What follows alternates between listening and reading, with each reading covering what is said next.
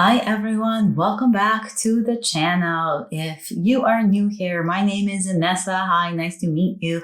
I am an indie author from Toronto, Canada, and I publish under the pen name A. Sage. I write in the YA genre, mostly fantasy, some sci-fi, and a whole bunch of paranormal. If you are returning, then welcome back. So happy to see you here again. I'm very excited to talk to you today about something that I think is very, very important if you are an author, a writer, or a creative of any kind. And today I want to talk to you about passive income streams. It's probably a very hot topic of conversations. I know everybody wants to know about it. What is a passive income stream? How do they get into it? What are good passive income streams? But I thought we could talk about passive income streams specifically for authors and mostly specifically for creatives of any kind, because they're a little bit different than just general passive income streams. Because we are creative people, I think the passive income streams that we can look into are a little bit different than the general ones that you would normally hear talked about. So today's video, I really wanted to share with you some passive income streams that I think are really good, a lot of which I do use. But before we talk about that, let's kind of talk about what a passive income stream really is. So when you think about a passive income stream, I think it's obviously self-explanatory. It's in the name. It's a way to make money and stream of income that is passive. That's something that you don't have to work on every single day. Now, that doesn't mean that you don't have to work on it. There is still maintenance work. You have to create things maybe in the first place. You have to set up the stream. So there is work on top of it, and there's some maintenance work, but it's not something you do every day. It's not something you wake up for every day. It's not like a 9 to 5. It's just something that you, for the most part, do once, and it continues to roll in your income for you. So what are some of these passive income streams? There's a lot. So if you Google passive income streams, you're going to get a whole ton of information out there, examples, and like things that you could really look into. But for creatives, I think some income streams that we're going to talk about are just a little bit easier to get into, especially if you already are doing similar work. So the first one that I want to talk about are digital products. So if you don't know, I currently have a digital planner shop on Etsy, where I sell only digital planners, digital planning tools. So something like that, that's a digital product. Etsy is great for digital products, by the way. So if you're worried about maybe getting a website or having to build any of that to sell any of these digital products, while having a website is a really, really good idea, because you kind of own, you have ownership of your own traffic, people, the entire e-commerce side of it. It's daunting and it is a lot more work. And we're talking about something that's passive. So setting up an Etsy shop when you're just starting out is a great way to sell digital products, because you're already going to have traffic coming through on a platform that's very, very popular. Now, I know that Etsy has its pros and its cons, and I know there's a lot of videos and information out there and articles and stuff from people talking about some of the cons of Etsy. But I think when you're just starting out, starting on Etsy is a great way to do it, because like I said, there's already traffic there. So you don't really have to try so hard to get people to your shop. You still have to do a bit of marketing, but for the most part, the traffic is there. So some digital product ideas are planners. That's just something that I chose to do because I love planners, as I'm sure you know if you're not new here. But things like art prints, if you are an artist, you could design pre-made logos if you're a graphic designer. Now, if you are not an artist or a designer of any way, let's say you are like an author and that is just what you do as a creative, but you can look into doing worksheets and selling those worksheets for writers, for example, templates for writers, templates for creatives, just general worksheets for everyday life. If you have any kind of legal background, you can look into legal documents. I've seen people sell kind of templates for legal documents and things like that, like contracts and stuff. And that is a really like fruitful business, really, because anything that has to do with legal documents obviously can make you more money, but also just as a preface, obviously don't do this if you are not a lawyer or are working with one to create these in the first place. But with digital products, the beauty is that once you create them, like once I create a digital planner and I upload it to Etsy, all I have to do is customer service at that end. I have to market it and I have to talk to customers about it, because I don't have to print anything out, package anything out, send anything out. All I have to do is just deal with emails for the most part, which is fairly passive as far as an income stream goes. And another way that you can kind of look into passive income streams are online courses. So the free courses and paid for courses. And the reason I put free in there is because sometimes you could use a free course or a webinar or something like that to drive traffic to a different stream of income you already have. So you could have a free course that drives traffic to your books, for example, a free webinar, a free audiobook, or something that you've created yourself that drives traffic to someone buying your books. So something like an online course, that is a great passive income to have. It is a lot of work. I also have an online course. So like I said, I do a lot of these for passive income streams, but I have an online course. I teach fantasy book cover design, or just cover design in general. I have that as my flagship paid course. And it's very extensive, and it took a very long time to put together. And I do have to update it once in a while when new things come up technology-wise or just like design-wise. But I also have a free shorter webinar where it's just like a slideshow webinar. And that webinar I use basically to traffic into the paid course. So an online course, while it takes a very long time to create and a lot of effort on the front end of it just to actually make it, once it's done, for the most part, except for the updates, the same as the digital products, it's just out there, and all you're doing is just talking to students and communicating through email. So it's very, very passive once it's completed.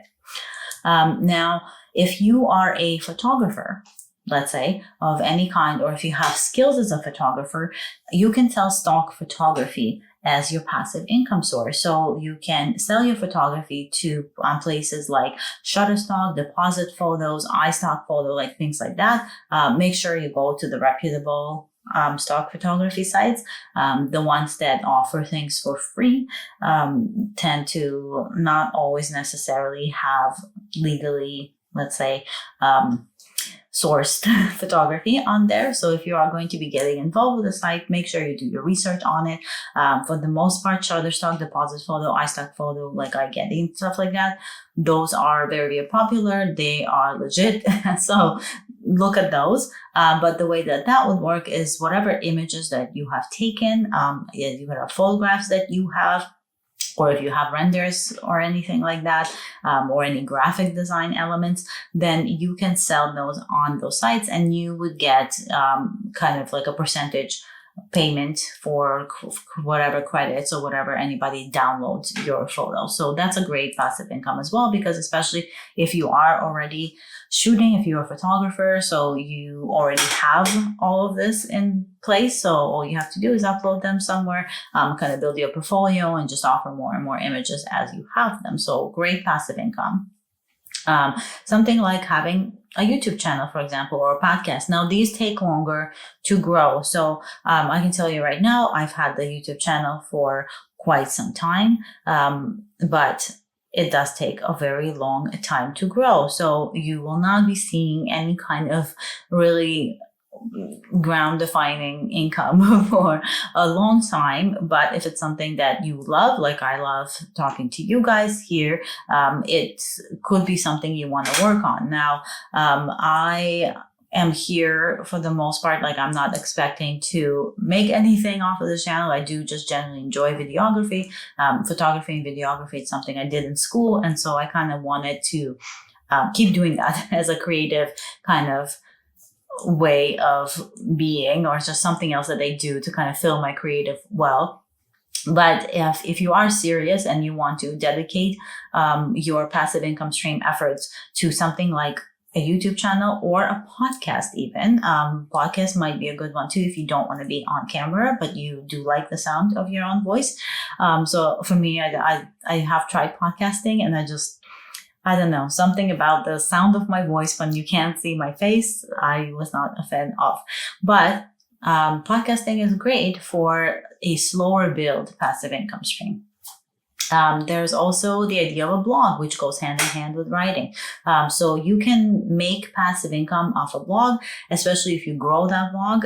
But that all depends on how much traffic that you have coming to your blog. So if you have regular articles, you could get paid for the traffic. So that comes with things like advertising. So for the most part, you would get advertising through Google. Google ads are a great way to do it. But if you have a consistent traffic and people going to your blog, you can make a good chunk of money with Google advertising. Now, much like YouTube and a podcast, it has take a lot longer to get a blog going. So that's something to consider. But if you already enjoy writing and you have some kind of knowledge that you think you can share with people, you can even start a blog about books. Really, those do really well. Talk about books you love, or art that you love, or TV shows or something. There's a blog for everything. So if you are the kind of person that enjoys a blog, reading blogs and being a part of them, then that might be something to consider as well. Another one that's really big are print-on-demand products. So things like clothing, like home goods, notebooks, journals, things like that. Those are really good passive income streams. It is very, very competitive. So if you are looking at doing print on demand, I would think about how you could niche down what you're selling. So you're not just selling like funny t-shirts, because really everybody's selling funny t-shirts now, I guess. Or if you're selling notebooks or journals that they're specific to something, same with home goods and things like that. And again, you can start print on demand on either with Etsy. You can do it on Shopify. So there's you can do it on your own website. So there's ways that you can do it. But what you'll be dealing with is a printer. That's another kind of it's like an in-between. So there's going to be you over here. You start here, you're over here. Then you have your print-on-demand service provider. So whoever's going to be doing the printing and the shipping of these items as people order them. And then at the end, is going to be where you're selling them. So that's like Etsy or Shopify or your own website.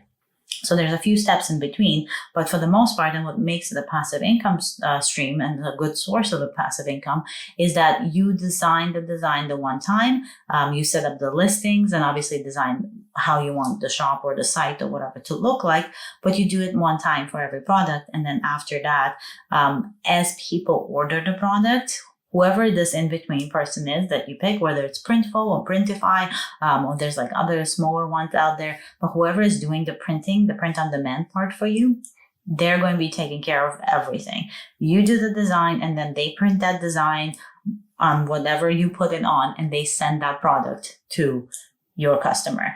You will still have to do your own customer service, but much like all of these passive income streams, you cannot get away from emails. So that part will always be there, but it's not like a design you have to work on every single day, right? It's just once and done. Then there's things like affiliate marketing. So if you have a following of any kind, let's say if you have a following on TikTok, on Instagram, on Facebook, wherever, then you could work with affiliate marketing. The way that affiliate marketing works, even if you have a YouTube channel or a podcast, but affiliate marketing, the way it works is you are provided with links. As you'll notice, I have some in my description. I have some affiliate marketing links, and you would get links for other products that you could recommend to your followers, your viewers, your readers, or whatever. And when they use that link and they purchase something, then you actually get a small percentage or a small kickback from the company for sending them a customer, essentially. It's not a lot, but if that's something that you want to grow and kind of take more seriously, then it can be a very good passive income, especially if you have a very, very large following on a social media platform. Now, Instagram, I think, is really great for that. TikTok is really growing for it as well. YouTube is too, but again, I think right now, growing at TikTok or an Instagram is just a little bit faster to do. So if you're just starting out, if you don't have a big social media presence yet, and if it's something that you want to think about as a passive income stream, then putting yourself out there on Instagram and TikTok and places like that just might be a little bit of a faster growth if that's what you're looking for. But that's essentially how affiliate marketing works. The one thing I would recommend is obviously don't just peddle whatever product is out there. You want to really think about things that you enjoy, because you want to recommend something that you have tried yourself. First of all, everything that I recommend when there's an affiliate link involved is something that I have personally tried. I would never recommend something that I didn't try, that I didn't actually enjoy, and I would never work with companies that like sponsorships and things like that, which is kind of part of affiliate marketing, but a whole other thing. But I would never work with a company that I don't necessarily approve of or use or think is something that my viewership or readership or whatever would enjoy.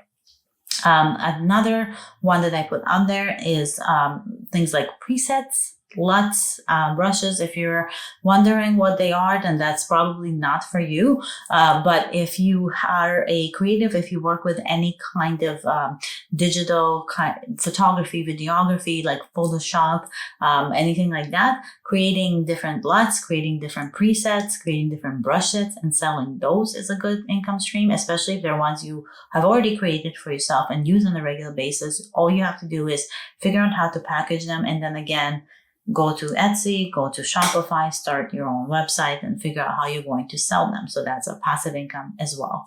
And the last thing that I kind of put on there, and I put this on there as a question mark. So it's a passive income, perhaps, maybe, but it's Patreon. So a lot of people say that Patreon is a passive income. Now, I don't necessarily agree. I think parts of Patreon can be a passive income. So there's tiers, right? So when you're on Patreon, there are tiers of the way that you can set it up to have people be patrons.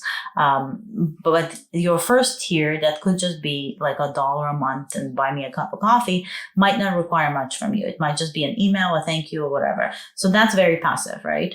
That's somebody who's willing to become a patron and they're giving you $1 a month, and that's a passive income that you're getting, but there's not much that you have to do for it. You just send an email, and maybe that email is even automated, right? Or goes out to like everybody. But as you get into further tiers, there is more work to be required there. You can't just ask people for money and not give anything back. And so I know a lot of people who have very active Patreon accounts, but they do a lot of work, I mean, almost full-time work for this, because there is monthly things they have to send out. There's like, if they're authors, there's like different stories they have to write every single week or every single month. And that's work, right? So it's not passive, but parts of Patreon, I think, can be considered a passive income. So that's something to think about if you want to do something that is kind of passive, but kind of not. So take a look at Patreon. I know a lot of people, a lot of creatives are on Patreon, not just authors, obviously. There's a lot of artists on Patreon. It's very heavily dominated by artists, actually. And it's a great way to add an income stream, where that is partially passive, let's say that. So yeah, those are the ones that I have kind of for you, like a little list. There are many, many more depending on what your interests are, but I think these are the streams of income that don't require a lot, just the initial setup, and are very good for creatives, for authors and things like that. So hopefully there's something in there for you to try. Let me know in the comments if you are trying some of these, or if this sparked an idea and you might want to try it, or if there's like a passive income stream that I missed that you think is really good for either like authors or creatives in general. So definitely let me know in the comments what you think of that. And again, thank you so much for coming back and for hanging out. And if you're new, I hope you consider subscribing for more videos like this. And with that, I hope you all stay magical and have a wonderful rest of your week. And I will talk to you next week. Bye.